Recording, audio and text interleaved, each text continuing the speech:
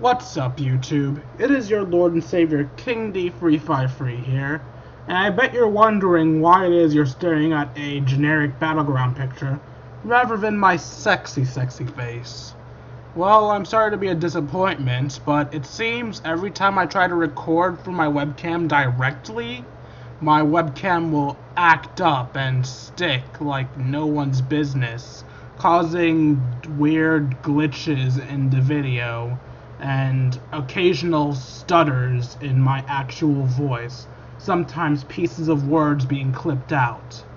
So because of this, I've decided against being on camera and rather just doing the old-fashioned slideshow. Well, it would be the old-fashioned slideshow thing, but I don't feel like switching for pictures. So it's just going to be staring at a picture of Brock Lesnar and Seth Rollins all day.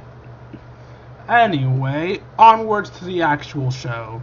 The pre-show starts off with the battle for the crown. King Barrett versus King What's Up? I still think the name King What's Up is kind of stupid, by the way. Also, a random fun fact that I found out tonight. Apparently, King Barrett versus King What's Up wasn't the first ever battle for the crown. Apparently, this has happened twice before in the past. First with Hacksaw Dim Duggan defeating King Haku, and then that same year, the Macho King Randy Savage defeating King Duggan. So, yeah, that's a nice little piece of info. That aside, this match was your basic match. Starts off with them constantly switching who's in control. R-Truth starting off the control because he's the face. Things happen. Truth kicks Barrett in the gut, goes for his spinning scissors kick. Barrett kicks out. Barrett goes for the bullhammer. Truth ducks it. Truth beats up Barrett. Actually, no. Truth goes for a roll-up pin. Barrett kicks out. Truth kicks Barrett. Barrett leans against the ropes. And then Truth goes for the lie detector.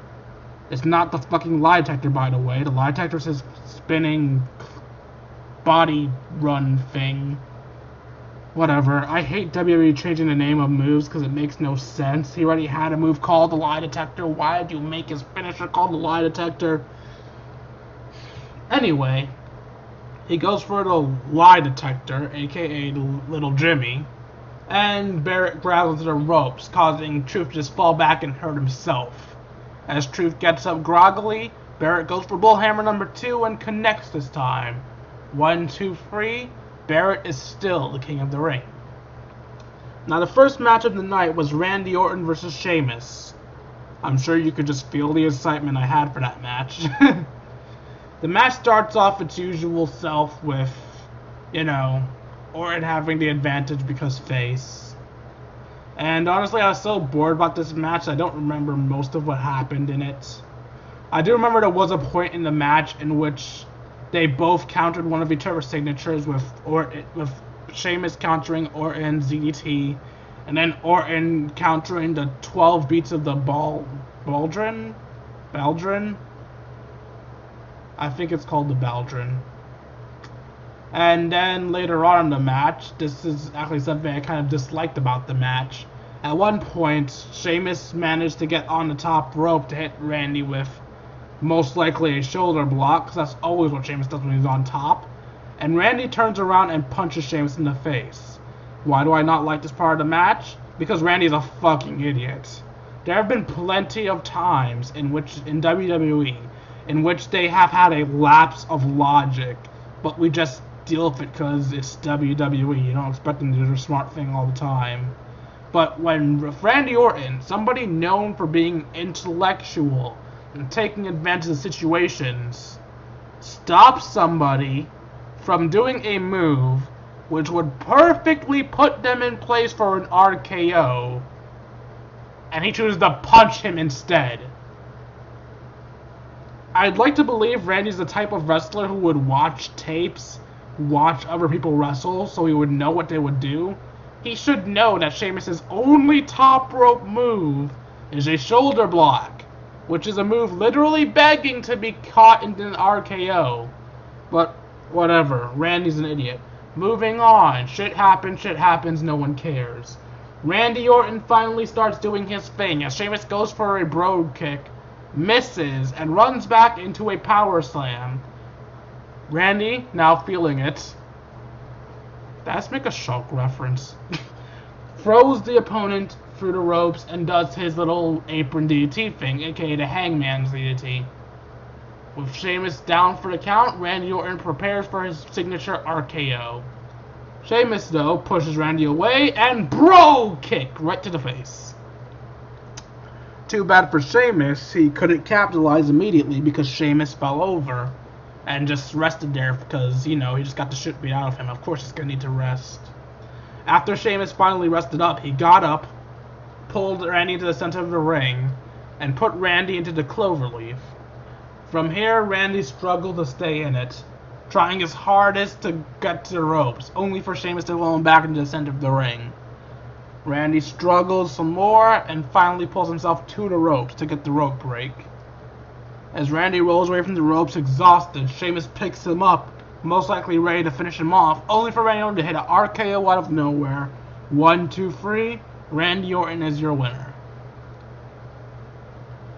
After this, we go backstage and we talk to, we get a not a cut scene, we get a segment between, Paige, Charlotte, and Sasha Banks, in which it is revealed that Charlotte will be representing Team NXT. Yeah, I'm calling them Team NXT. With that aside, we go to the next match, which is the New Day versus the Primetime Players for the Tag Team Championships.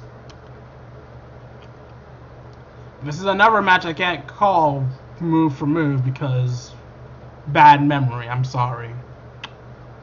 But let's see, I need to remember the high points of this match.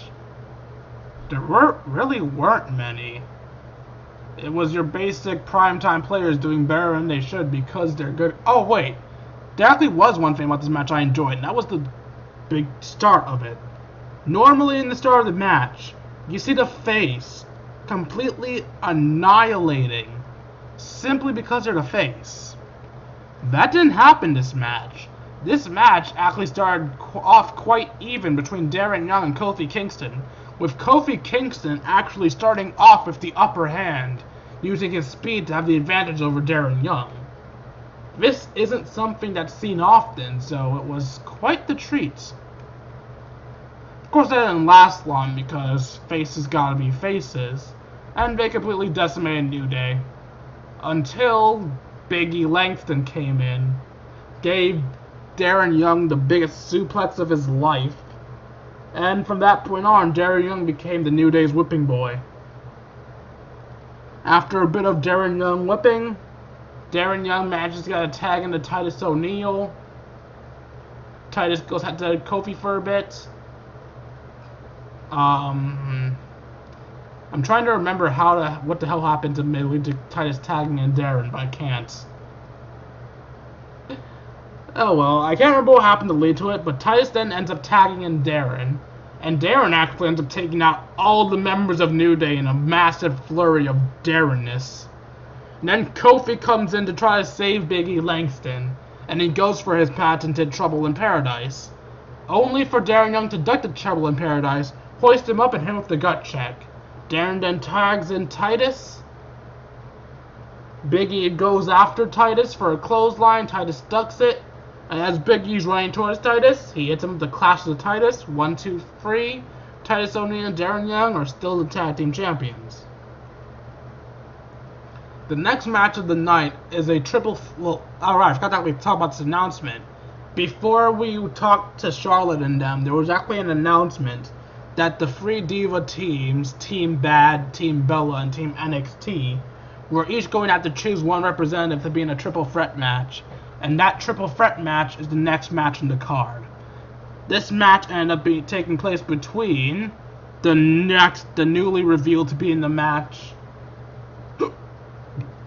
Sasha Banks, Charlotte, as stated earlier, and as the match was about to begin, we thought that Nikki Bella was going to be a representative of Team Bella. But at the last second, Nikki slides out of the ring, tells Brie to go in, and Brie becomes representative of Team Bella. So we have a triple threat match between Charlotte, Sasha Banks, and Brie Bella. No way in hell am I going to give you a complete run out of this match, so main spots in the best order I can possibly try to give. Brie and Sasha team up on Charlotte because heels. Sasha betrays Brie, goes for a roll-up, and fails to pin her. Brie gets knocked out of the ring. Sasha Banks and Charlotte start going after each other. Some shit happens I don't remember. Brie emulates Daniel Bryan and goes for his kicks on both opponents, only for Charlotte to duck the last kick, and then for Brie to slap the taste out of her mouth. Then for Brie to go for a final kick on Sasha, only for Sasha to duck it. I actually don't remember what Sasha did after she ducked it. Moving on, another Brie spot.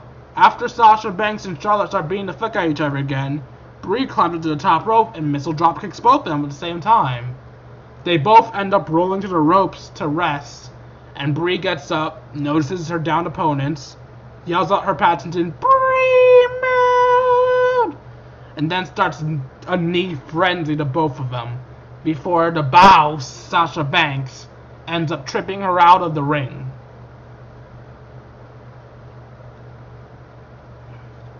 At this point, while Brie's being checked on by Alicia Fox and Nikki Bella, the other Diva teams decide to be assholes and just randomly walk up to the side of her, taunting them and calling them losers. During this time, the bow Sasha Banks runs out of the ring and hits a suicide dive onto the members of Team Bella, Paige, and Becky Lynch.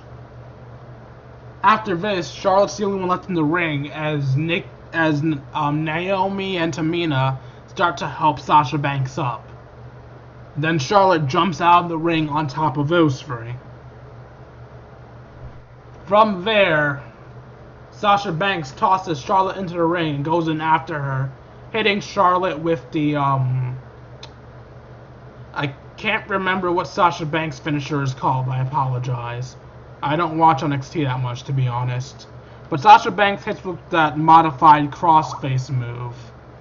And ultimately, it looks like Charlotte might actually tap out. But Brie finally musters up some strength, gets into the ring, and knocks Sasha Banks off of Charlotte, tossing Sasha out the ring. Brie then picks up Charlotte and goes for the Bella Buster, only for the Bella Buster to be countered into a figure 8. Brie tries to stay in it, but can't as she taps out to Charlotte. Charlotte wins the match. The next match of the night is the much anticipated John Cena vs. Kevin Owens. A match that honestly was starting to bore me because I know everyone's going to hate me for saying this, but let's be real here. Cena's matches with Owens, although they are good matches, they're starting to become really fucking samey. They do the same shit every match. We've already seen Owens steal Cena's comeback. We've seen him steal Cena's AA. We haven't seen him steal the STFU, but whatever. It's not like that's anything that no one's ever done before. We've seen Cena get a superplex countered into a super brainbuster before. We've seen Cena hit the springboard stunner before. We've seen Cena hit the electric chair drop before. We've seen Kevin Owens' swanton bomb be countered before. The same damn things.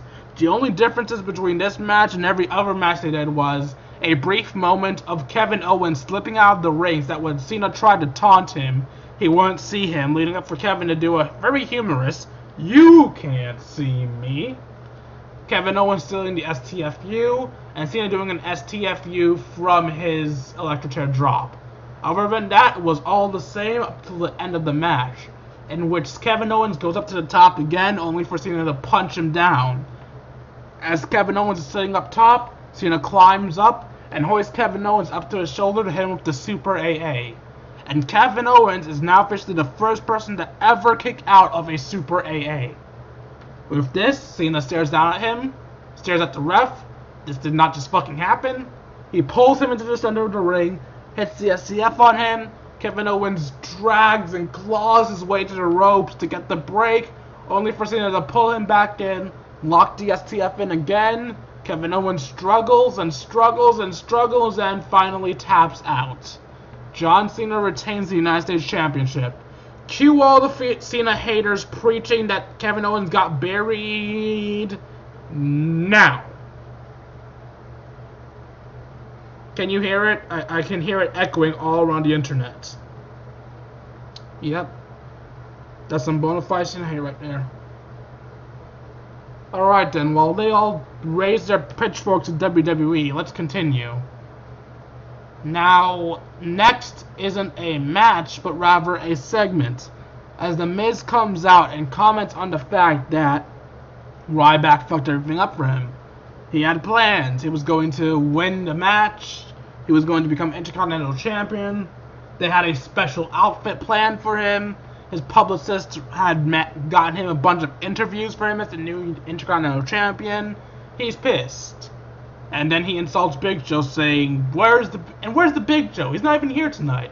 As far as I'm concerned, he's been gone since the Attitude Era. And then Miz continues to blab and blab and blab until the Big Show's music hits.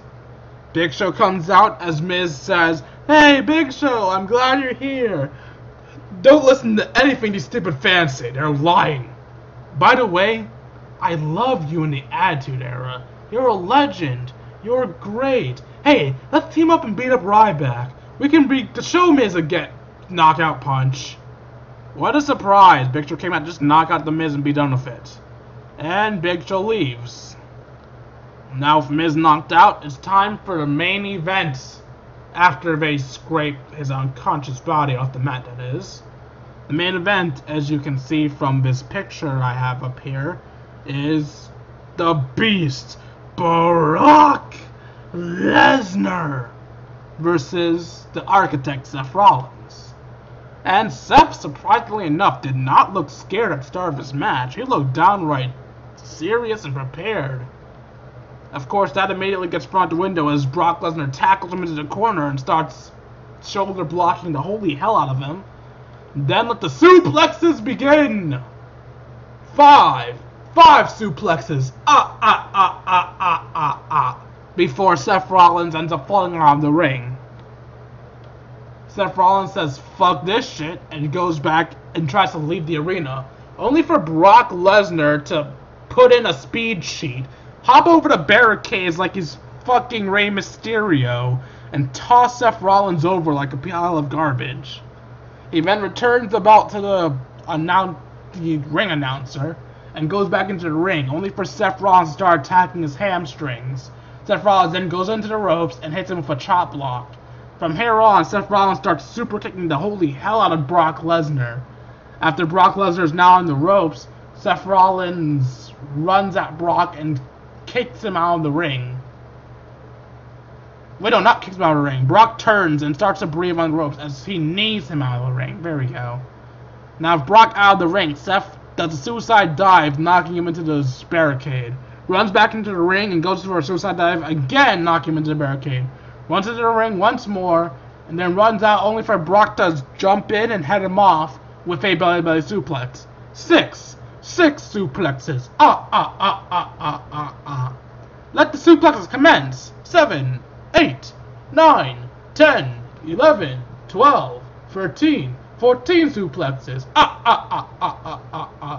I know I probably sound like I'm not doing a very good example of what this match is, but let's face it, Brock Lesnar matches are just fucking suplexes. Now, normally this would annoy me, but in the case of Brock Lesnar versus Seth Rollins, Brock's whole "nothing hurts me, I no-sell everything, suplex city" thing is actually good for this match specifically, since Seth Rollins is actually smaller than Brock Lesnar. He is a cruiserweight. He should be no-sell by Brock, and he should have to have his little underdog moments. Brock Lesnar should not be no-selling John Cena's fucking AAs and Roman Reigns. My annoyance with Brock Lesnar's matches aside, it's time for Brock to put an end to Mr. Money in the Bank. Not after some teasing first, as Brock Lesnar slaps the face of Seth Rollins. Seth Rollins, not taking disrespect lightly, slapped Brock Lesnar right the fuck back. Of course, it was a stupid move, as Brock Lesnar hoists the little fucker up on his shoulders and hits him with the F5. It looks like things are over. 1, 2, dun. The arena goes black. And we all know what that means. The referee and Seth Rollins disappear. I mean, Undertaker appears. That's what I meant. In all seriousness, what the fuck happened to the ref and Seth? I can understand Seth rolling out the ring, but what the fuck happened to the referee?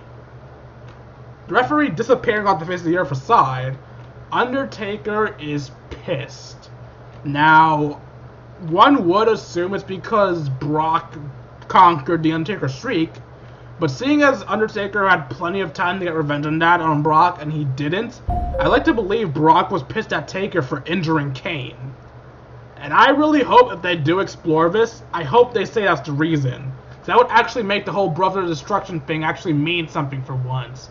Seriously, when's the last time we've seen Kane or Undertaker actually have brotherly moments? No, I'm not talking about tag team moments. That's a tag team. I mean legitimate brother moments. This is one of the few, assuming Taker actually came because of Brock injuring Kane. That aside, Taker goes for the chokeslam. Brock Lesnar counters. Brock Lesnar goes for the for the F5. Taker counters. Taker then low blows Brock Lesnar. When is the last time we've seen Taker low blow anybody? That aside, Taker low blows Brock Lesnar. Brock Lesnar. Yes, he's a Lego block now. Taker low blows Brock Lesnar as revenge for all the times I stepped on him as a kid. And as Brock Lesnar gets up, Taker chokeslams him to hell. Taker then sets him up for his Tombstone Pile Driver, and, well, Tombstone Pile Drivers him. Taker then prepares to leave the ring as he sees Brock start to stir. Now clearly you do not stir when the dead man tells you to get the fuck down. He picks Brock up, hits him with another Tombstone, and poses for the camera as the pay-per-view comes to an end. So that's it. That's the that's the Battleground pay-per-view. My thoughts? It was alright. King Barrett versus King Truth was slightly disappointing, although I did like R-Truth's segment beforehand in which he states, I haven't lost my mind, I know damn well what I'm doing. You win with this, points at his brain, as much as you win with these, points at his fist. So he knows the Truth isn't a fucking idiot. But yeah, that match was disappointing simply because he lost, but other than that, it was a good match. Randy Orton versus Sheamus was okay. New Day versus the Primetime Players was alright. The beginning of the match was especially fun because it wasn't the generic good guy has the advantage all the time thing. The Divas match was awesome. Some people would say it's because of the NXT Superstar, but honestly, I think Divas just do better in triple threat matches. That's my opinion, at least. Cena versus Owens is the same old shit, but it's good shit, so who cares? And Brock versus Seth was the best Brock Lesnar match ever, because it actually made fucking sense for Brock to no-sell everything. Overall, I'd give this pay-per-view a 7.5 out of 10, because it was just average, honestly. So I hope you guys enjoyed this recap of Battleground. Like, comment, and subscribe, and I'll see you guys later. Deuces, YouTube.